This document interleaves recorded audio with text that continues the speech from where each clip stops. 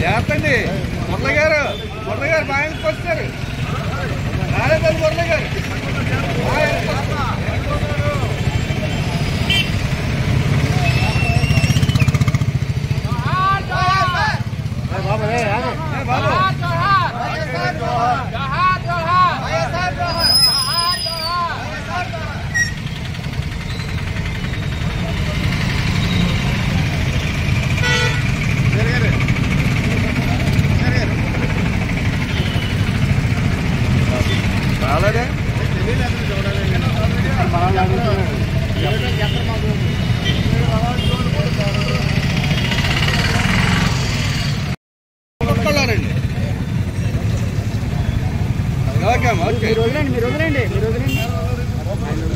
తాడు తీసుకోండి మీరంతా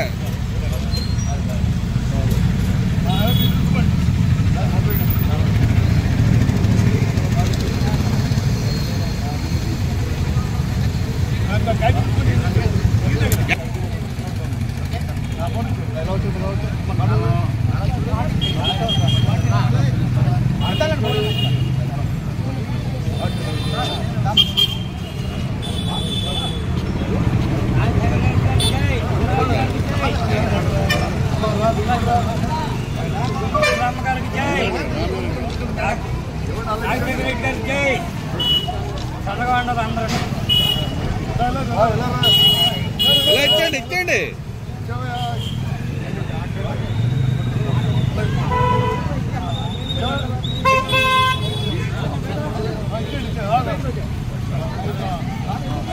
ఓకే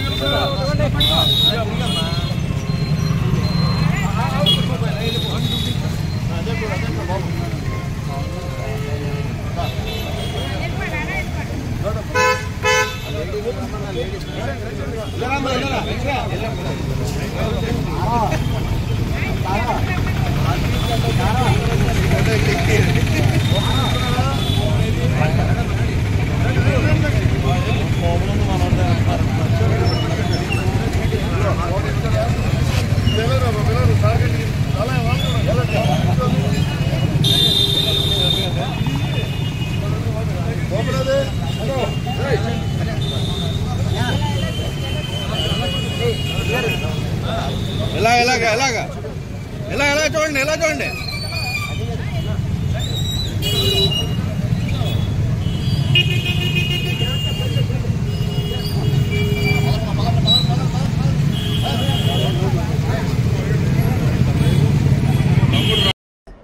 ఈ రోజు డాక్టర్ వైఎస్ రాజశేఖర రెడ్డి గారి యొక్క 15వ వర్ధంతి సందర్భంగా Rajahmundry paper mill main gate ఎదురుగుండా ఉన్నటువంటి రాజశేఖర రెడ్డి గారి విగ్రహం దగ్గర 15వ వర్ధంతి కార్యక్రమం ఏర్పాటు చేయడం జరిగింది. మరి ఈ కార్యక్రమంలో నగర అధ్యక్షులు బాలేపల్లి మురళి గారు, అలాగే మాజీ జిల్లా అధ్యక్షులు మార్టిన్ గారు, అలాగే మహిళా అధ్యక్షురాలు, అలాగే మాతా శారద గారు, అలాగే షరీఫ్ గారు, బజార్ రంగా గారు, అలాగే డాక్టర్ సుధాకర్ గారు, చాలా మంది పెద్దలు వచ్చారు. జైన్ గారు, వాళ్ళందరికీ కూడా హృదయపూర్వక వందనాలు తెలియజేస్తూ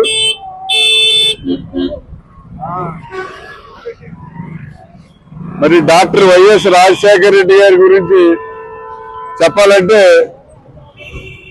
ఒక 2-3 రోజులు పడుతుంది. అటువంటి మహానాయకుడు మరి మన భారతదేశంలో లేడనే చెప్పాలి. ఎందుకంటే ఈ భారతదేశంలోనే కాదు, ప్రపంచంలో ఎక్కడ కూడా ఒక నాయకుడు చనిపోతే 570 మంది గుండాకి చనిపోయారు అనేది చరిత్రలో ఎక్కడా లేదు. అది ఒక్క రాజశేఖర రెడ్డి గారి విషయంలోనే అలా జరిగింది.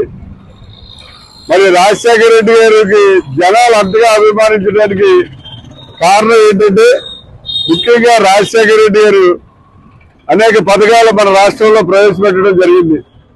ఫీజు రియంబర్స్మెంట్ కానివ్వండి, ఆరోగ్యశ్రీ కానివ్వండి, లేకపోతే ఉచిత విద్యుత్ కానివ్వండి, అలాగే రైతులకు రుణమాఫీ కానివ్వండి, ఇలా అనేకమైనటువంటి పథకాలు, ఎవరు ఊహించిన పథకాలన్నీ కూడా మరి రాజశేఖర రెడ్డి గారు ప్రవేశపెట్టి రాజశేఖర రెడ్డి గారు ప్రజల హృదయాలను దోచుకున్నటువంటి వ్యక్తి.